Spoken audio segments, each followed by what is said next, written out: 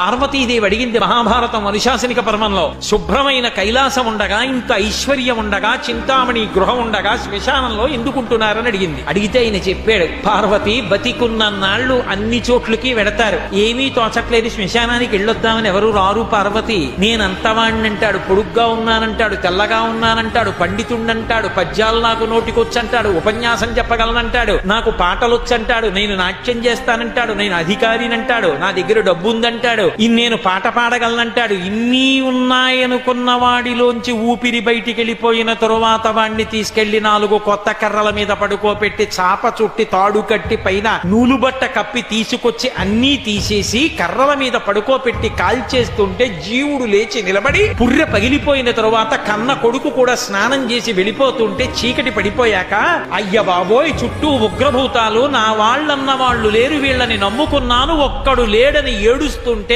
నేనున్నాను రా అని చెప్పడానికి నేను కూడా లేకపోతే చచ్చిన వాడు 1000 మాటలు చచ్చిపోతాడని అక్కడ ఉన్నాను పార్వతి, నా కర్మకాల అక్కడ లేనన్నాడు.